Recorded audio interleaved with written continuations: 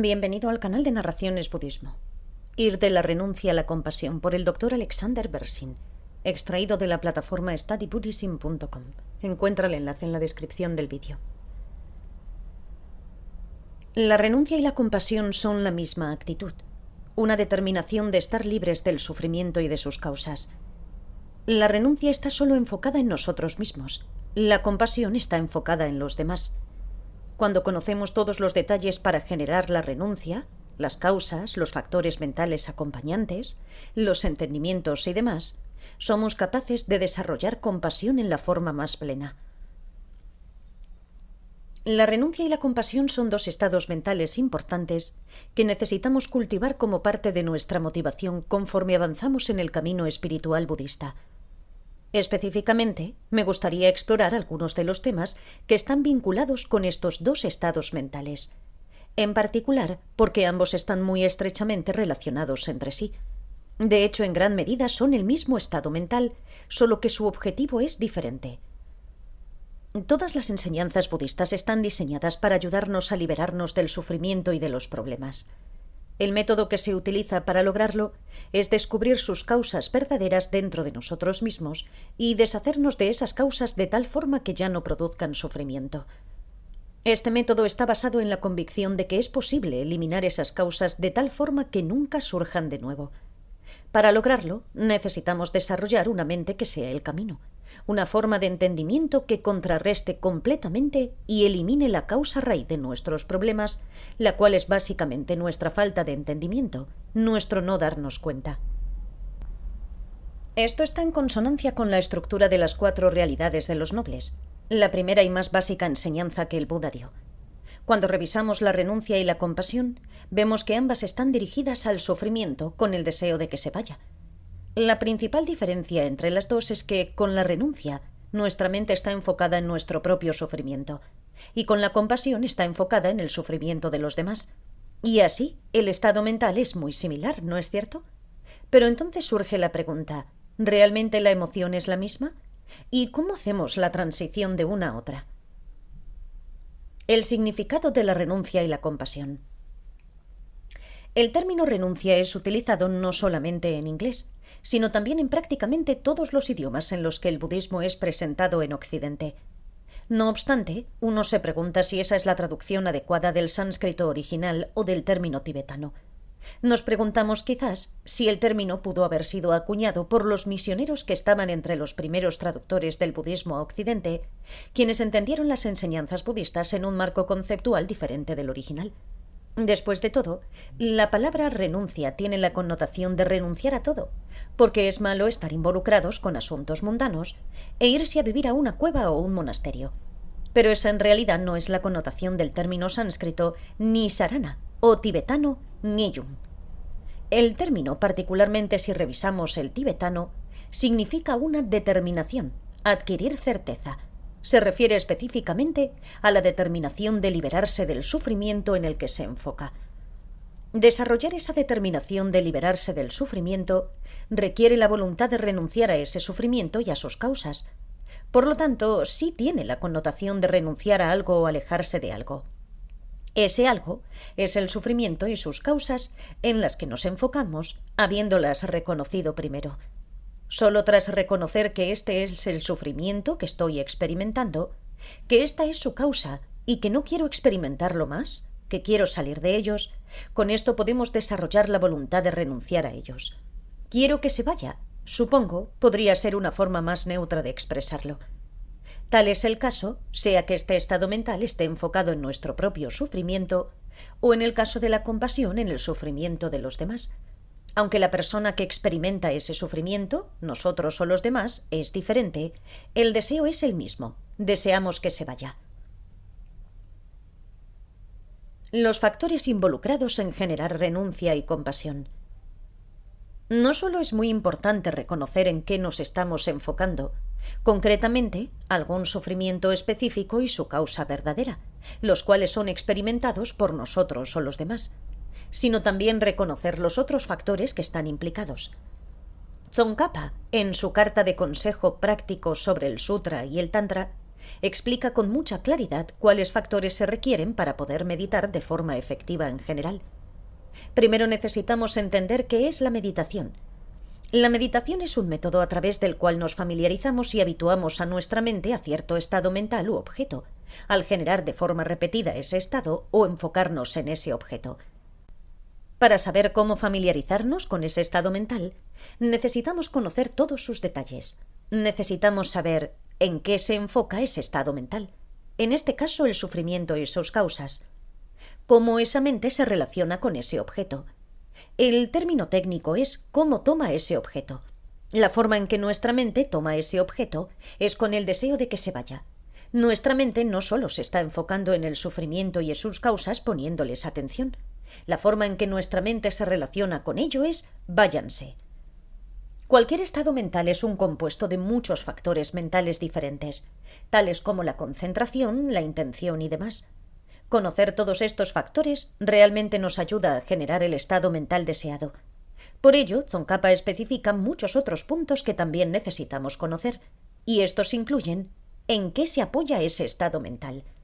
En otras palabras, cuáles son los estados mentales que necesitamos haber desarrollado antes, los cuales nos ayudarán a construir ese estado mental y mantenerlo.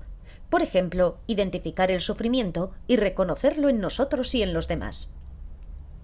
¿Qué factores mentales ayudarán al estado mental que queremos generar y cuáles lo perjudicarán? Por ejemplo, el amor le ayudará, sea amor hacia nosotros mismos o hacia los demás, y el odio, sea hacia nosotros mismos o hacia los demás, lo perjudicará. ¿Cuál será el beneficio y uso o función de ese estado mental una vez que lo generemos? Por ejemplo, la renuncia nos ayudará a realmente liberarnos de nuestro sufrimiento, y la compasión nos ayudará a habilitar a otros para que se liberen por sí mismos de su sufrimiento. Aunque esto puede sonar muy técnico, de hecho es extremadamente útil al acercarse al entrenamiento budista o a cualquier tipo de entrenamiento espiritual con el anhelo de desarrollar, por ejemplo, amor o compasión. ¿Cómo hacemos eso? Con frecuencia sucede que no sabemos exactamente qué se entiende por amor o compasión, así que solo nos sentamos con una mente en blanco sin saber qué hacer. O quizás tenemos nuestras propias ideas de cómo son el amor o la compasión, pero generalmente son vagas. Si estamos tratando de generar algo vago, lo más que podemos esperar es tener solo un sentimiento vago, y probablemente será un sentimiento vago de algo que no es lo que el budismo nos está instruyendo que desarrollemos. Aunque en el entrenamiento budista estamos trabajando con lo que puede llamarse valores espirituales, estados mentales y demás, la aproximación es científica y precisa. Es precisa porque sabemos exactamente lo que estamos tratando de hacer con nuestra mente y cómo hacerlo. Si tenemos precisión en cómo trabajamos con nuestra mente, nuestro corazón y nuestras emociones, en realidad podremos cultivarlos de forma positiva. De lo contrario, todo es muy vago. Quizás algunos de nosotros no estemos orientados muy científica o racionalmente. Quizás algunos de nosotros seamos más intuitivos y trabajemos más con las emociones. Pero si observamos a la intuición de cerca, encontraremos que el mejor tipo de intuición es la que es precisa. La intuición que es vaga tampoco nos lleva muy lejos. Así que sin importar el tipo de personalidad que tengamos, la precisión es muy útil. Los factores mentales que acompañan a la renuncia y la compasión. Un sentimiento decisivo de ya basta. ¿Cuáles son los factores mentales que acompañan nuestra renuncia y compasión? Me gustaría dibujar una imagen precisa de lo que son estados mentales que las enseñanzas budistas discuten. Pero aún así podemos describir estos estados mentales y emociones de forma precisa. Naturalmente surge la pregunta, ¿cómo podemos realmente llegar a sentirlos? Y luego, ¿cómo podemos saber que lo que sentimos es lo auténtico? Bien, si tenemos una idea precisa de lo que estos estados mentales necesitan contener para ser lo auténtico, entonces podemos comparar lo que estamos experimentando ahora con lo que debe ser lo auténtico. Al examinar lo que estamos sintiendo, podemos tratar de deconstruirlo, ver todas las piezas que lo integran, y así descubrimos qué partes de ese estado mental son débiles o deficientes. Y así sabremos en qué necesitamos trabajar para alcanzar un estado mental más preciso. Analizar y entender nuestros sentimientos no es un proceso que destruye esos sentimientos. Es un proceso que también se sigue en psicoterapia para ayudarnos a sanar y ser de mayor beneficio tanto para los demás como para nosotros mismos. ¿Qué es la emoción dominante que está presente en la renuncia y la compasión? ¿Es la palabra Yiyun en tibetano, lo cual no es fácil de traducir. Es un estado mental de estar harto de algo. Estoy harto de algo. Algunas veces se traduce un poco más como fuertemente, como disgusto, y en el pasado también lo traduje de esa forma. Nos disgusta nuestro sufrimiento y nos disgusta el sufrimiento de los demás. Pero al reflexionarlo más, pienso que es una palabra muy fuerte, porque el disgusto puede fácilmente desembocar en la emoción perturbadora de la repulsión. Pienso que el tono de esta emoción es un poco más neutro. Ya es suficiente de este sufrimiento, tiene que terminar, sea nuestro propio sufrimiento o el de alguien más. Así que esto tiene un cierto componente de decisión. Esto es todo, ya es suficiente.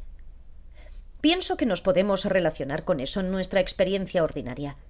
Podríamos estar sufriendo y querer salir de ese sufrimiento, pero realmente no hacemos nada para salir de él hasta que nos hacemos firmemente a la idea y alcanzamos el punto en el que decimos ya basta, es suficiente. Y así, sentir ya es suficiente es un componente de la renuncia y es su principal tono emocional. Tener confianza en que un hecho es verdadero. Otro factor mental que acompaña a la renuncia y a la compasión es tener confianza en que es un hecho verdadero. Algunas veces se traduce como fe, pero me parece que esa es una traducción inapropiada.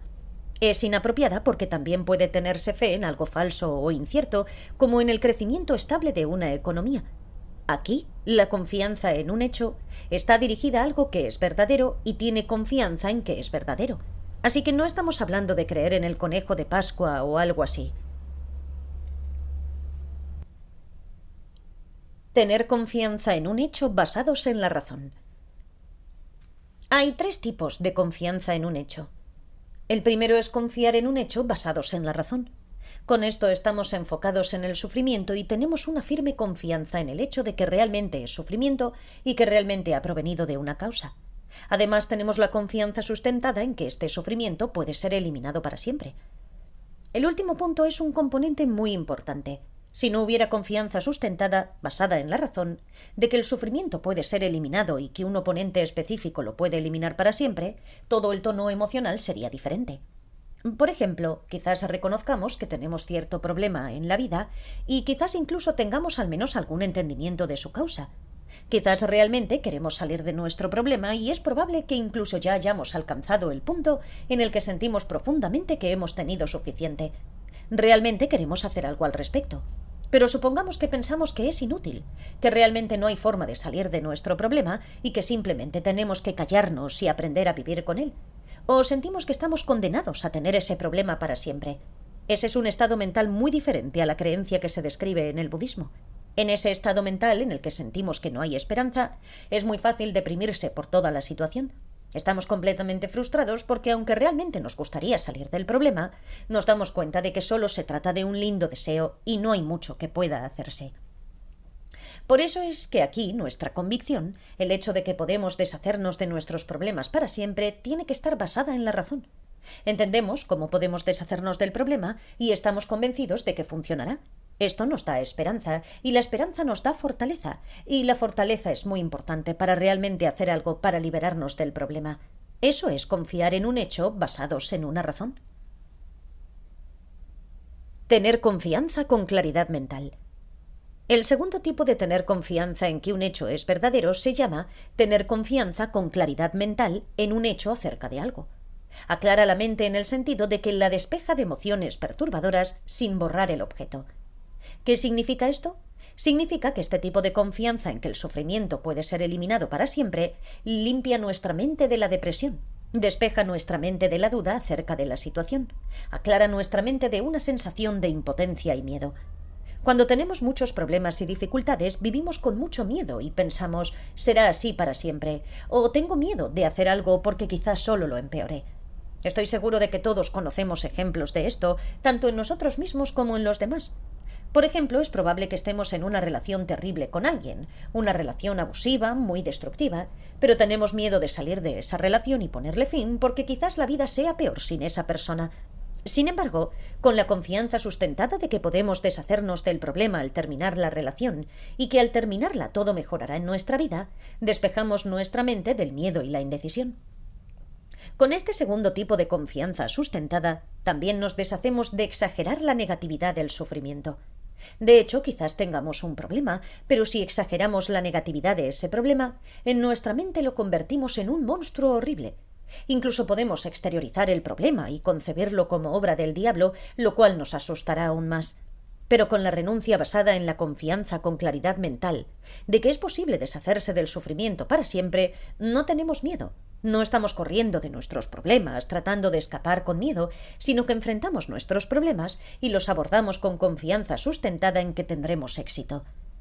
Necesitamos ser cuidadosos entonces con la forma en que entendemos el estado emocional implicado en expresiones tales como escapar de la presión del samsara. No es que nuestra mente esté alterada y confusa debido al miedo y al odio de nuestra situación samsárica de sufrimiento incontrolablemente recurrente. Con la confianza clara de que es un hecho que podemos liberarnos de todos esos sufrimientos, tenemos un estado mental más calmado y claramente determinado. Tener confianza en un hecho con aspiración con respecto a él. El tercer tipo de confianza es tener confianza en un hecho con aspiración con respecto a él. La aspiración aquí es: saldré de esto y voy a hacer algo para salir de esto.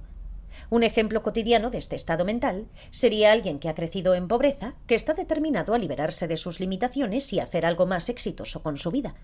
No es que esas personas estén llenas de odio con su situación. Tienen mucha claridad, calma y saben lo que necesitan hacer para salir de su pobreza, y lo harán porque han tenido suficiente de esa situación. Saben lo que tienen que hacer y simplemente lo hacen sin rodeos. Estoy pensando en un ejemplo de un amigo mío que creció en una familia muy pobre, en un vecindario muy rudo. Fue a una escuela en la que la mayoría de las personas estaban en pandillas y peleaban unas con otras. Estaba determinado a liberarse de eso, sabía lo que tenía que hacer, trabajó muy duro para ganar el dinero y obtener la oportunidad de ir a la universidad. Ahí estudió medicina y ahora es un neurocirujano muy exitoso. La compasión tiene los mismos componentes que la renuncia. Esa es la renuncia cuando está enfocada en nuestro propio sufrimiento.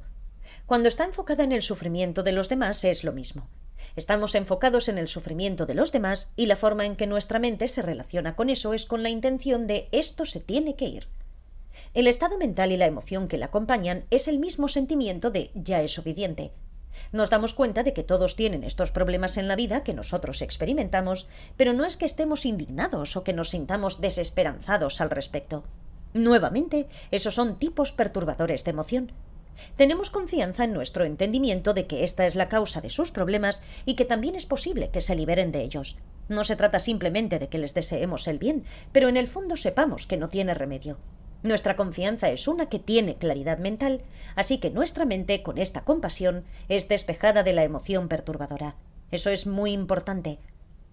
Pienso en ejemplos. Recuerdo que mi madre solía ver las noticias en la televisión norteamericana y escuchaba acerca de todos los asesinatos, asaltos, violaciones y demás que ocurrían cada día, y se enojaba e indignaba mucho. ¡Qué horrible es esto! No debería suceder. Esto parece compasión, pero de hecho es un estado mental muy perturbado. Esa no es la compasión auténtica. En este caso hay una mezcla de compasión y preocupación, pero también de enojo y alteración. La compasión auténtica, no es un estado mental alterado, es un estado mental muy claro. Está acompañado por una confianza con una aspiración que es: voy a tratar de hacer algo al respecto para ayudar a eliminar el sufrimiento. Así que no se trata solo de esperar que ellos hagan algo al respecto, sino que yo voy a tratar de ayudar. Sin embargo, esta aspiración e intención tiene que estar basada en un entendimiento realista de qué es lo que podemos hacer. No está mezclada con esta idea de yo soy Dios todopoderoso y voy a salvar al mundo, y si tengo éxito ayudando a esta persona soy maravilloso, si fallo soy culpable. Esta es la razón por la que necesitamos entender también y tener confianza en el proceso por el cual el sufrimiento puede ser eliminado. El proceso surge en dependencia de muchas causas y factores, no solo por mi fuerza de voluntad o mi deseo de que el sufrimiento se vaya. Renuncia y compasión enfocada en el sufrimiento del dolor y la infelicidad. Como lo explicamos, el primer componente necesario para generar la renuncia o la compasión es que necesita enfocarse en el sufrimiento, ya sea en nuestro propio sufrimiento o en el de los demás. La primera pregunta entonces es: ¿en qué tipo de sufrimiento está enfocada? El Buda especificó 3 tipos de sufrimiento verdadero. Sin entrar en mucho detalle, el primero de los 3 tipos de sufrimiento en el que podemos enfocarnos es en el dolor y la infelicidad. No es tan difícil desear que el dolor y la infelicidad se vayan. Estoy seguro de que todos hemos experimentado esto en la silla del dentista. De hecho, en realidad esa es una pregunta muy interesante para investigar. Cuando estamos sentados en la silla del dentista y estamos experimentando el dolor de que el doctor nos taladre un diente sin novocaína, ¿tenemos renuncia de eso? ¿Ese es nuestro estado mental? ¿Cuál es realmente nuestro estado mental? ¿Qué estamos sintiendo en esa silla? Me parece que la mayoría de nosotros experimentamos miedo y ansiedad. Al igual que con la renuncia, nos enfocamos en el dolor que sentimos, pero luego, a diferencia de la renuncia, por lo general lo exageramos hasta convertirlo en un monstruo. Ciertamente no estamos en calma en absoluto. Pero supongamos que nos acercamos a esta situación con renuncia. Aún nos enfocaríamos en el dolor de la perforación. Quisiéramos que nuestro sufrimiento por el dolor terminara. Hemos tenido suficiente de él y tenemos confianza en que podemos deshacernos de él. Pero aquí surge una complicación interesante. Podemos entender que podemos deshacernos de él simplemente al ser pacientes y esperarlo. No vamos a estar sentados en la silla del dentista, con el dentista perforando nuestro diente por el resto de nuestra vida. La impermanencia está ahí y el taladreo terminará. Simplemente tenemos que soportarlo. Con este pensamiento podemos estar calmados y tener confianza en que si permanecemos calmados y no enloquecemos en la silla ni nos tensamos, el sufrimiento del dolor por el taladreo terminará. Otra posibilidad es que podemos tener confianza en que podemos deshacernos del sufrimiento de este dolor al cambiar nuestra actitud hacia él. Esto se refiere al método de entrenamiento mental o entrenamiento de actitudes de cambiar las circunstancias adversas en positivas. Por ejemplo, si pensamos en el sufrimiento de todas las personas que están siendo torturadas en el Tíbet o en otras partes del mundo, y comparamos eso con lo que experimentamos en la silla del dentista, entendemos que nuestro dolor es trivial en comparación. Entender la relatividad de nuestro sufrimiento nos ayuda a permanecer calmados frente a nuestro relativamente pequeño dolor y a no sufrir tanto por él. Este dolor aún estará ahí, pero ya no es la gran cosa. En ambos ejemplos tenemos renuncia. ¿A qué estamos renunciando? En el nivel superficial estamos renunciando al dolor, pero sin importar nuestra actitud hacia él, no podemos deshacernos del dolor inmediatamente. Aún experimentamos una sensación física dolorosa hasta que el taladreo se detiene. De hecho, el dolor continuará hasta que el dentista termine, sea que hayamos renunciado a él o no. Sin embargo, tener confianza en que el dolor del taladreo es impermanente y que pronto estaremos libres de él, debido a su impermanencia, nos ayuda a tolerar el dolor. Así, si examinamos a mayor profundidad, en realidad estamos renunciando a la infelicidad que tenemos mientras experimentamos dolor físico. Con un cambio de actitud, podemos deshacernos inmediatamente de la infelicidad. Cuando el miedo y la ansiedad acompañan nuestra experiencia de estar en la silla del dentista, estos estados mentales nos dan aún mayor infelicidad y empeoran la situación. Pero si cambiamos nuestra actitud hacia el dolor, por ejemplo, al entender su impermanencia o su relatividad, podemos tener confianza en que no sufriremos mentalmente ni emocionalmente por el taladreo. Y así pues, esta es la práctica de la renuncia, basada en entender a qué estamos renunciando, que se refiere a aquello de lo que realmente nos podemos deshacer mediante un cambio de actitud.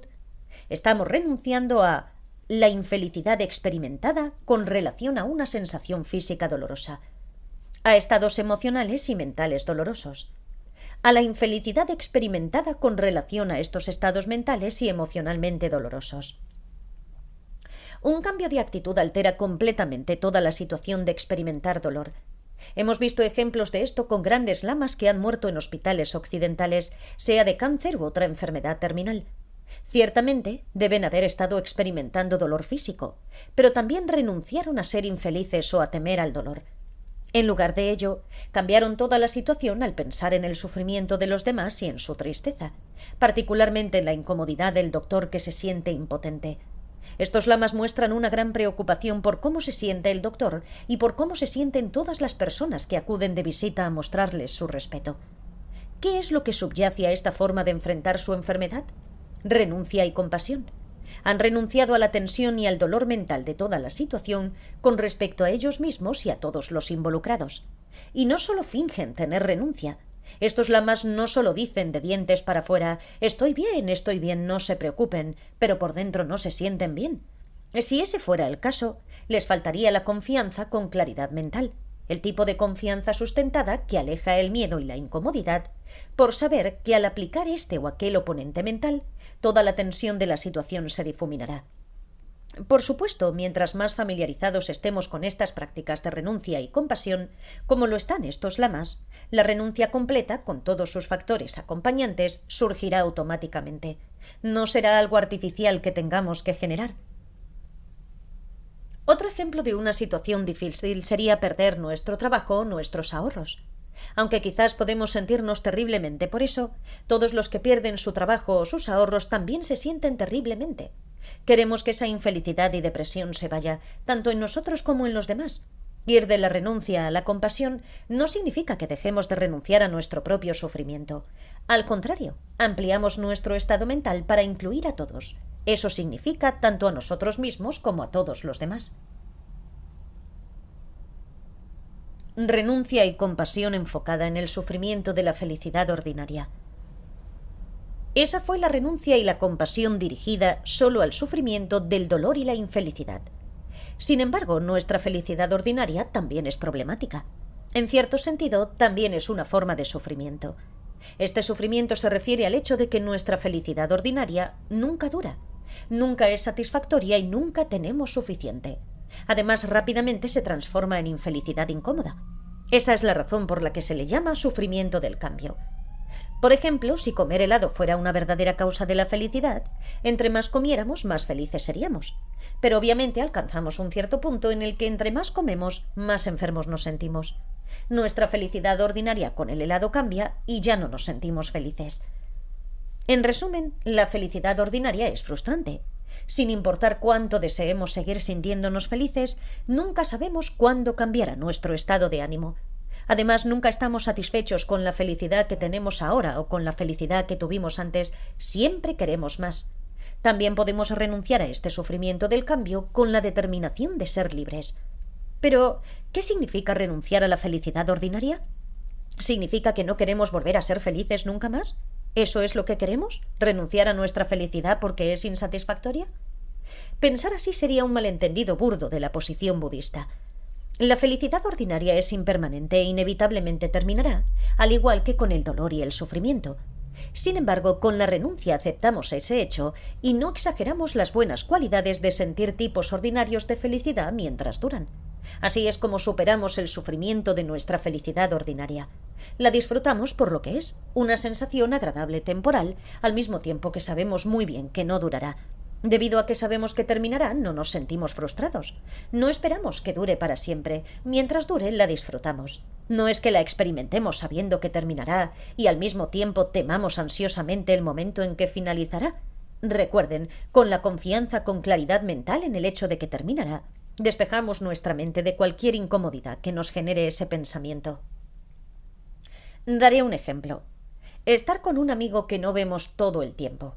Nuestro amigo se va después de un breve tiempo de estar con nosotros y nos sentimos insatisfechos. Querríamos que se quedara más tiempo.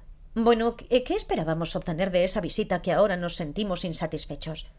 ¿Realmente esperábamos que de alguna manera estar con esa persona nos haría sentir felices en última instancia y nos liberaría de nuestra soledad e inseguridad para siempre? Si se quedara 5 minutos más, ¿nos sentiríamos satisfechos?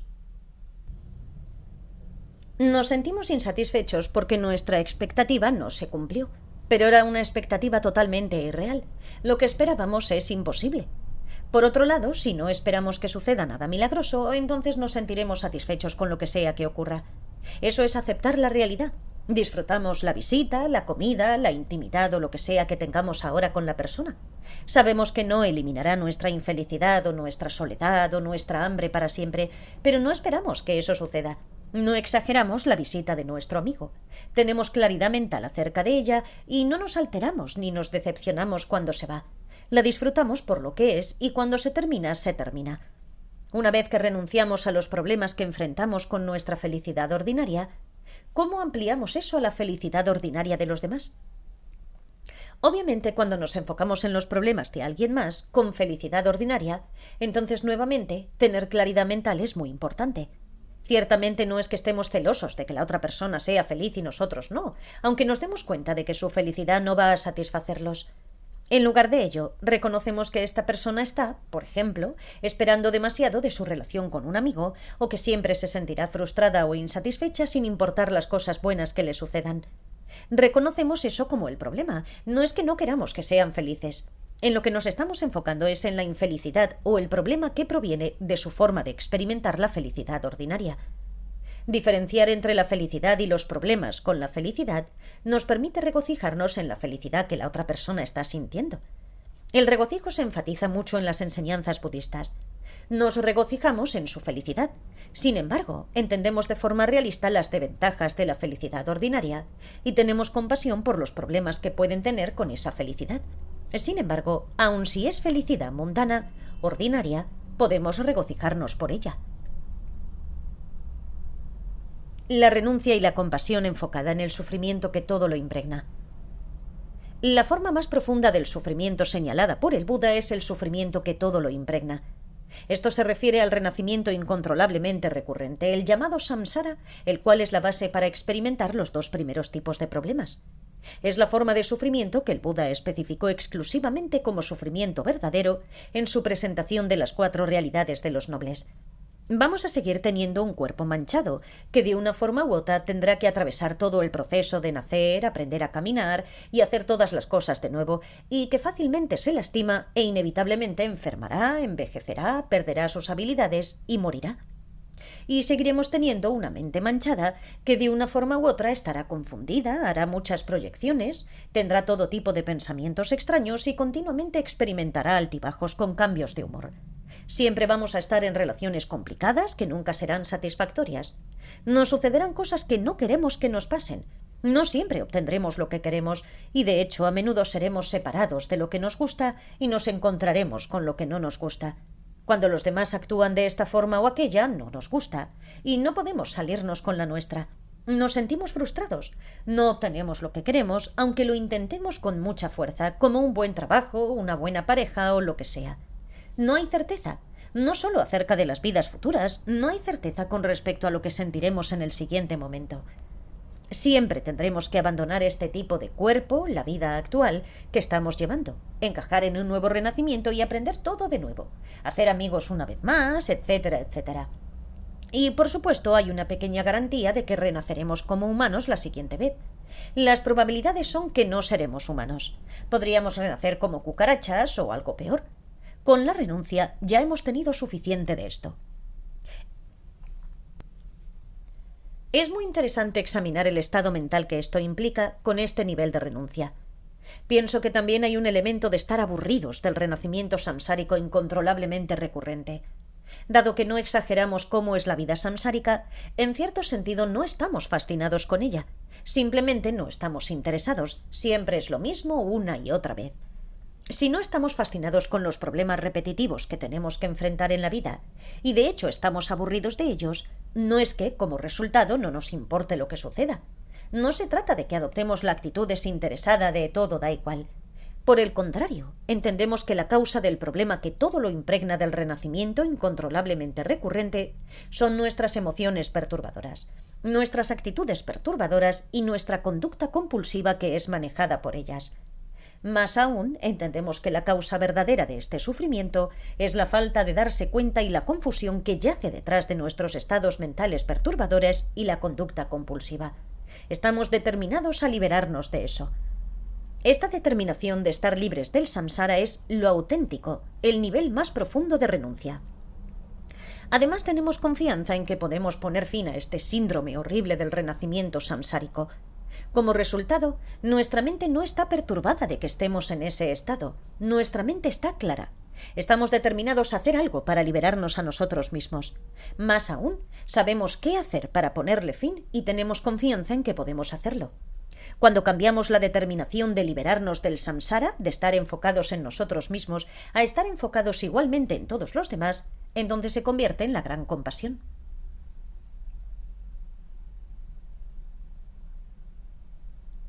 Peligros a evitar cuando se desarrolla la renuncia. La renuncia y la compasión se presentan dentro del contexto de los 3 niveles de motivación del Lam-Rim, las etapas graduales de la iluminación, y así podemos analizar los peligros que pueden ocurrir cuando desarrollamos ambas al revisarlas en este contexto. El nivel inicial de motivación es trabajar para mejorar las vidas futuras, de tal forma que sigamos teniendo un precioso renacimiento humano con todas las oportunidades para ser capaces de continuar con el camino espiritual hacia la iluminación. El peligro cuando desarrollamos este nivel inicial de motivación es que fácilmente podemos desarrollar apego por el precioso renacimiento humano. Sentimos: quiero renacer y seguir con mis amigos, con mis seres queridos, tener riqueza y comodidades y cosas por el estilo. Así que nuestro esfuerzo por lograr mejores renacimientos puede estar mezclado con mucho apego. Cuando eso sucede, estamos exagerando las buenas cualidades de una preciosa vida humana. Deseo y apego, después de todo, se basan en exagerar las buenas cualidades de algo. Con deseo pensamos tengo que tenerlo cuando no tenemos algo, y con apego no quiero perderlo cuando ya lo tenemos. El peligro con la renuncia es similar a este peligro con el apego, pero en la dimensión de la repulsión. En lugar de la atracción que proviene de exagerar las buenas cualidades de un precioso renacimiento humano, con la renuncia tenemos el peligro de exagerar las cualidades negativas de la existencia samsárica. Debido a esa exageración, sentimos repulsión hacia ella, lo cual nos lleva a la zona del desagrado de lo que habíamos hablado antes. El desagrado y la repulsión están estrechamente relacionados. Cuando trabajamos para desarrollar la renuncia, lo hacemos dentro del contexto de esforzarnos para llegar a ser alguien del nivel intermedio de motivación. Específicamente, alguien que se esfuerza por alcanzar la liberación del samsara, el renacimiento incontrolablemente recurrente. Y eso no es tan simple. Nos estamos enfocando ahora en las desventajas o defectos del samsara, el cual es uno de los llamados 4 pensamientos que voltean la mente hacia el Dharma. Tratemos de pensar todo el tiempo acerca de las desventajas del samsara. Cuando realmente estamos involucrados en hacer eso, entonces observamos las desventajas del samsara en todo lo que experimentamos en la vida. Esto puede colorear muy fuertemente nuestras emociones y experiencia de la vida. En cualquier situación en la que estemos, el primer pensamiento que viene a nuestra mente es el sufrimiento. Por ejemplo, vemos a alguien y quizás sintamos un poco de atracción, pero entonces pensamos sufrimiento. Entramos a un nuevo trabajo y pensamos sufrimiento. Esto será terrible. Sin importar lo que suceda, sufrimiento. El teléfono suena, sufrimiento. Cualquier cosa. Nos metemos a bañar, sufrimiento. Va a terminar y necesitaré otro baño después. Aburrido. De esta forma es muy fácil desarrollar una actitud muy negativa hacia la vida en general, hacia todo lo que experimentamos y en especial hacia las personas. Compramos una nueva computadora. Sufrimiento. Se va a descomponer. Le entrará un virus. Nos encontramos con un amigo y nuestro primer pensamiento es cuán insatisfactorio será el tiempo que pasaremos juntos. No podemos disfrutar nada. Esta actitud negativa de que todo es horrible y estúpido puede conducir a una depresión. Combinar el gozo con la renuncia y la compasión. Así que, ¿cómo lidiamos con este peligro de volvernos negativos y deprimidos? ¿Acaso la solución es simplemente decir «disfruta la belleza de la vida»? Bueno, tenemos que ser muy cuidadosos con esto. ¿Regocijarnos en la vida es ser ingenuos acerca de la naturaleza de sufrimiento de la vida? ¿Es contradictorio con la renuncia? Si transferimos esto a la compasión, pensamos «qué triste que todos estén sufriendo, qué horrible es eso». ¿Combinar esa tristeza con el gozo de estar feliz por ver a alguien significa ¿me alegra tu sufrimiento? No, ciertamente no. Así que, ¿cómo combinamos un sentido de gozo y felicidad con la renuncia o la compasión? Cuando estamos tratando de encontrar gozo en nuestra vida, en convivir con otros y en sus vidas, nos estamos enfocando en algo diferente de aquello en lo que nos enfocamos cuando experimentamos renuncia y compasión. Nos estamos enfocando con gozo en nuestros potenciales de naturaleza de Buda, en los potenciales de los demás y en todas las maravillosas oportunidades para el avance espiritual que nuestras vidas pueden ofrecer. Todos tenemos los potenciales que nos permiten alcanzar la budeidad y eso es algo en lo cual regocijarse. Esa es la fuente del gozo. No nos estamos enfocando con gozo en la naturaleza de sufrimiento de nuestra vida y de la vida de los demás. Con la renuncia, por ejemplo, nos vemos a nosotros mismos y a nuestra vida y reconocemos el sufrimiento que está ahí. Aunque es triste, no estamos deprimidos por ello ni adoptamos una actitud de da igual, lo cual es en realidad un sentimiento de impotencia y desesperanza. Por el contrario, con la renuncia tenemos confianza en que podemos deshacernos de nuestro sufrimiento. Estamos determinados y decididos a hacer algo acerca de esta situación intolerable. Sabemos qué necesitamos hacer y tenemos confianza en que podemos hacerlo y liberarnos de eso. Pensar así nos haría sentir felices, ¿no es cierto? Aún así es un asunto muy delicado tratar de combinar estos dos estados mentales. Gozo y renuncia o compasión. ¿Suceden simultáneamente? ¿Uno subyace al otro? ¿Se alternan como con la práctica de Tonglen, tomando el sufrimiento y dando felicidad? ¿Cómo los unimos realmente en nuestra vida cotidiana? Es decir, tener esta renuncia sincera, pero sin el estado mental negativo de sentir que todo es estúpido e inútil y sentirnos deprimidos. Me parece que con la renuncia o con la compasión y el gozo, solo estamos viendo nuestra vida y la de los demás desde los puntos de vista de dos diferentes aspectos. Pero pienso que cada uno de nosotros necesita analizar esto por sí mismo. Tener renuncia no significa evitar la interacción con otros. Supongamos que realmente tenemos éxitos al desarrollar la renuncia, de tal forma que ya no nos sentimos atraídos por cosas de nuestra existencia mundana ordinaria.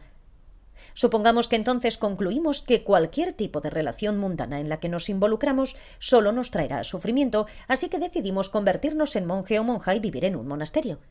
Incluso si tomamos tal decisión, necesitamos ser muy cuidadosos de no disgustarnos con la gente en general, porque eso se convierte en un gran obstáculo para sentir compasión por los demás. Podríamos terminar pensando, solo eres un problema. Esto desarrolla un hábito de no querer involucrarnos con nadie. Si vamos a volvernos una persona compasiva, necesitamos vincularnos con otros y tratar de ayudarlos si lo necesitan. La aversión o la indiferencia hacia los demás, entonces, es uno de los problemas más grandes cuando se desarrolla la renuncia. Cuando conocemos a alguien podemos sentir, esta persona solo causará problemas. Relacionarme con él o con ella solo me traerá sufrimiento y problemas. No tomará mi consejo, me hará pasar un rato difícil, etc. Esto es algo con lo que tenemos que trabajar. Cuando estamos desarrollando la renuncia, necesitamos ver nuestro propio sufrimiento desde dos puntos de vista. Primero que nada, vemos nuestro sufrimiento como intolerable y estamos determinados a liberarnos de él. Además, reconocemos que tenemos la naturaleza de Buda, los potenciales básicos que nos permiten liberarnos de todo el sufrimiento y convertirnos en seres liberados e incluso en un Buda. Reconocer nuestro potencial de liberarnos de todo el sufrimiento no niega que sintamos gozo en la vida, por el contrario, nos llena de gozo. Este gozo, entonces, no es contradictorio con nuestra renuncia, con nuestra determinación de ser libres.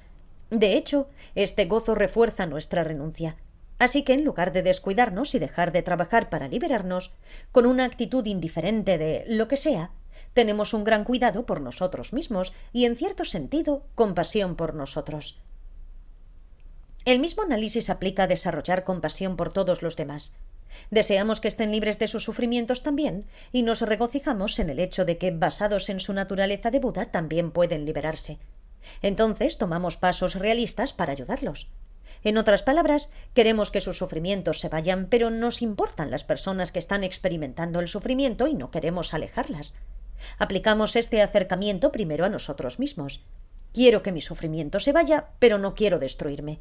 Mi actitud negativa de rechazo está enfocada en el sufrimiento, no en mí como persona. Puede ser muy fácil confundir estas dos cosas y pensar, me mataré para poder deshacerme de mi sufrimiento. Cuando esta diferenciación es clara con respecto a nosotros mismos, entonces, de manera similar, podemos pensar con compasión. Quiero que tu sufrimiento se vaya, pero no quiero que tú te vayas. No es muy fácil hacer esta diferenciación.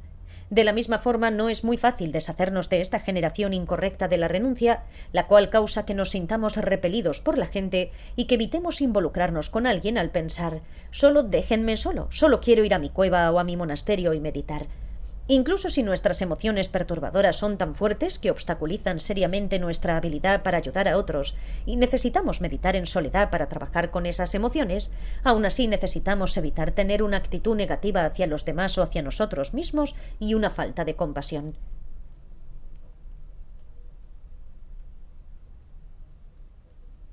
La relación entre las personas y el sufrimiento que experimentan. ¿Cómo evitamos este problema de desarrollar una actitud negativa?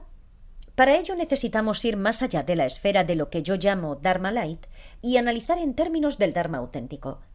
El Dharma Light presenta métodos basados meramente en preocupaciones de esta vida, mientras que el Dharma auténtico está basado en aceptar las vidas pasadas y futuras. Una vida es imputada sobre la continuidad de todos los fenómenos de nuestra vida. Nuestra vida no es idéntica a ningún momento, ni sucede de forma independiente de cualquiera de estos momentos. Además, ni siquiera podemos decir que nuestra vida sea idéntica a la suma de todos sus momentos, porque los momentos de nuestra vida no están sucediendo al mismo tiempo. Cuando somos adultos, nuestras infancias ya no están sucediendo. Nuestra vida es meramente imputada sobre la continuidad.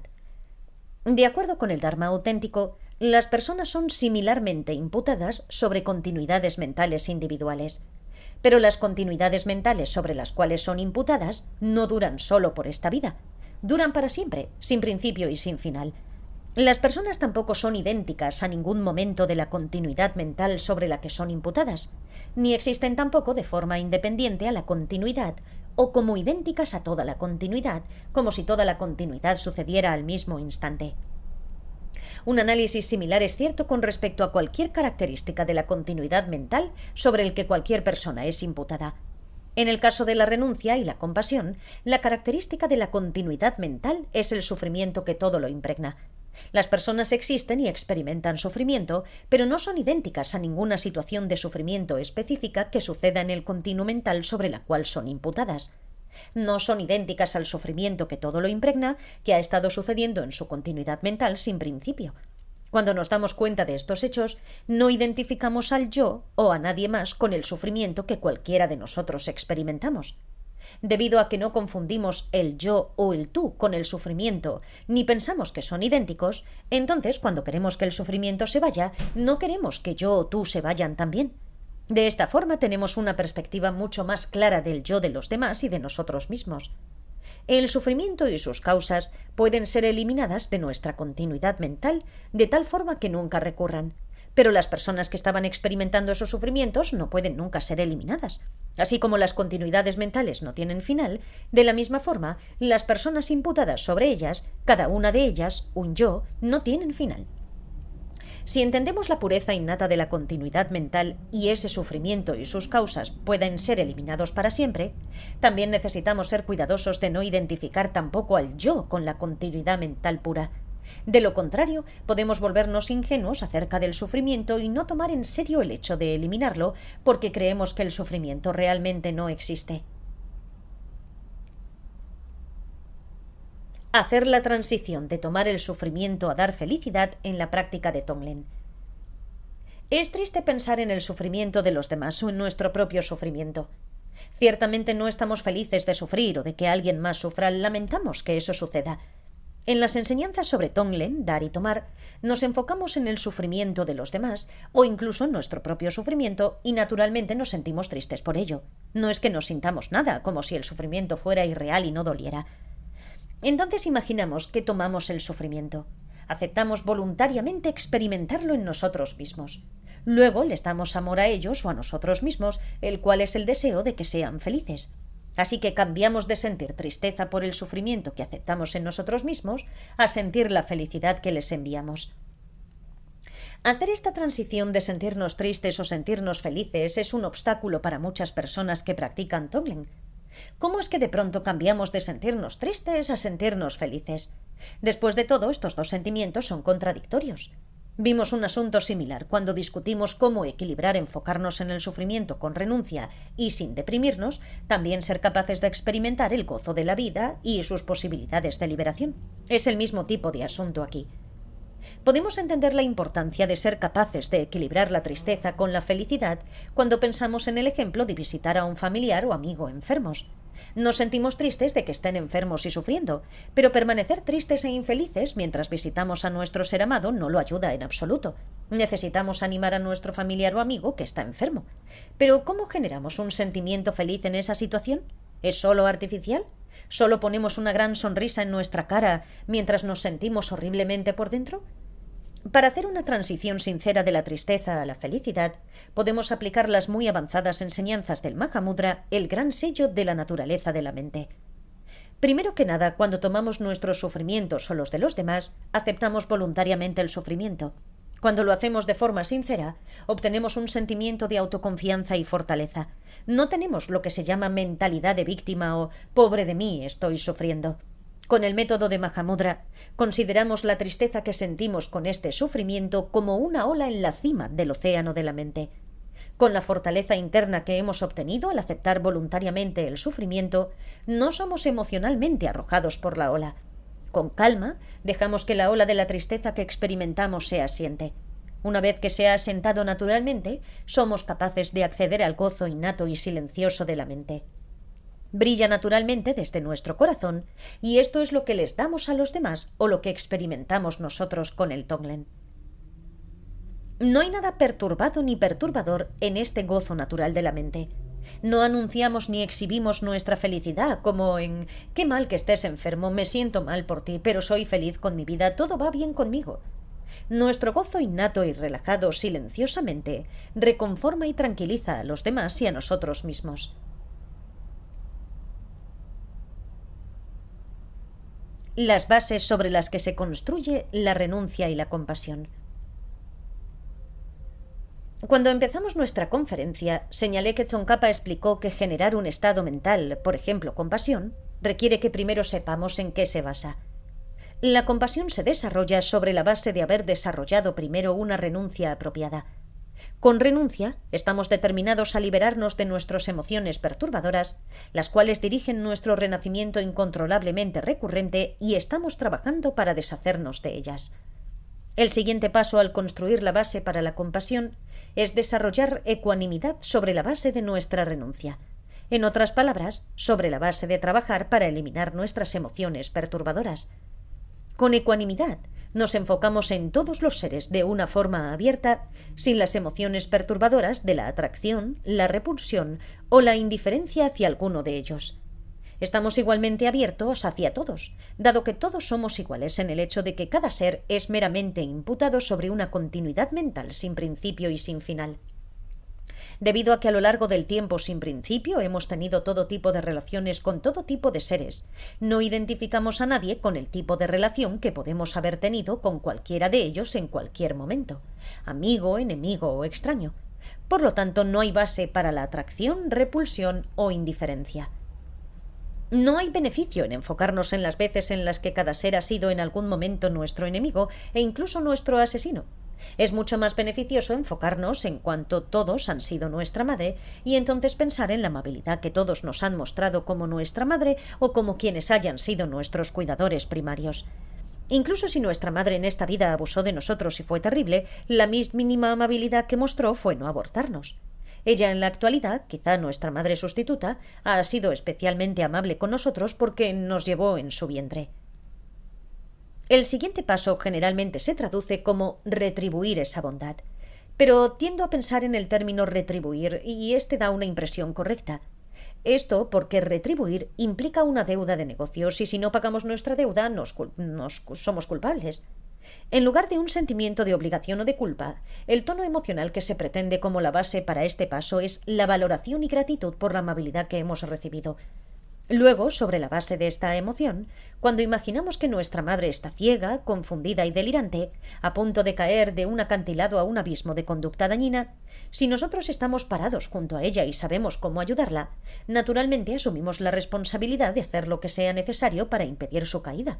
Si su propio hija o hijo no la ayudan, ¿quién lo hará? Sobre la base de sentirnos profundamente agradecidos por la amabilidad que todos nos han mostrado en un momento o en otro, y al estar más que dispuestos a expresar nuestra gratitud ayudándolos de verdad, automáticamente desarrollamos lo que se llama amor reconfortante. Sentimos una conexión tan cálida con todos que cada vez que nos encontramos con alguien, automáticamente nos sentimos cerca de esa persona como una madre con su preciado hijo único. Estamos sinceramente preocupados por su bienestar y nos sentiríamos tristes si algo malo les pasara. Es sobre la base del amor reconfortante que tenemos el tipo de amor que se cultiva en el budismo. El deseo de que todos los seres sean igualmente felices y tengan las causas de la felicidad. Sobre la base de este amor hacia todos, desarrollamos compasión, el deseo de que estén libres del sufrimiento y de las causas del sufrimiento. Y así podemos ver que subyacente a la compasión hay un complejo de muchas emociones positivas, como un sentimiento de apertura y cercanía con todos, gratitud por su amabilidad, amor reconfortante, afecto y demás. Todos estos elementos están contenidos dentro de la compasión. Y así, por extensión, si la compasión es el estado mental de la renuncia dirigida al sufrimiento de los demás, entonces la base de la compasión debería estar presente de alguna forma en la renuncia. Esto significa que primero necesitamos tener ecuanimidad hacia nosotros mismos. No atracción, no repulsión, tampoco indiferencia. Después necesitamos darnos cuenta de que no es útil enfocarnos en las cosas negativas que hemos hecho en esta vida y en vidas pasadas. Paralelamente, a ver cuándo los demás han sido nuestra madre y se han portado amablemente con nosotros, necesitamos enfocarnos en las cosas positivas y amables que hemos hecho por nosotros mismos. El hecho de que en el presente estemos disfrutando todas las circunstancias benéficas de una preciosa vida humana es el resultado kármico de las acciones constructivas que hemos hecho en el pasado. Valoramos la amabilidad que nos hemos mostrado a nosotros mismos y estamos agradecidos. Esto conduce al amor reconfortante hacia nosotros mismos, no al autodesprecio. Nos preocupamos sinceramente por nuestro bienestar y nos sentiríamos muy mal si algo malo nos pasara. Cuando trabajamos con la compasión, uno de los principios básicos que iguala a todos es que todos queremos ser felices. Nadie quiere ser infeliz y todos tienen el mismo derecho de ser felices y de no ser infelices. Todos aquí nos incluye a nosotros. Por lo tanto, nosotros también tenemos el derecho de ser felices. También tenemos el derecho de no ser infelices. Por lo tanto, desarrollar la renuncia, esta determinación de ser libres, es básicamente desarrollar compasión por nosotros mismos. Por favor, no malentiendan. No estoy promoviendo una actitud dualista hacia nosotros mismos, que el yo que es compasivo hacia nosotros mismos es diferente del yo por el que siento compasión. Ser amables con nosotros mismos es solo una metáfora, pero si queremos ser amables con nosotros mismos y liberarnos de nuestro sufrimiento e infelicidad, necesitamos desarrollar la actitud, por ejemplo, de no me quiero involucrar en una relación enferma con esta persona, no me quiero enojar, no quiero alterarme, no me quiero apegar. De esta forma, trabajamos con la determinación de liberarnos de nuestros problemas y es otro ángulo de cómo equilibramos el sentimiento de todo es sufrimiento con un sentimiento reconfortante de felicidad y calma. En resumen, hemos cubierto mucho material, pero quería presentar una imagen más completa de este tema tan importante dentro del budismo. No es solamente un tema que estudiamos, sino que en términos de nuestro desarrollo personal, es importante para indicar cómo desarrollamos renuncia y compasión. Hemos revisado cómo hacer la transición de la renuncia a la compasión de una forma saludable y estable y la relación que existe entre estos dos estados mentales. Transcripción de un seminario, Morelia, México, octubre de 2008. Gracias por escuchar.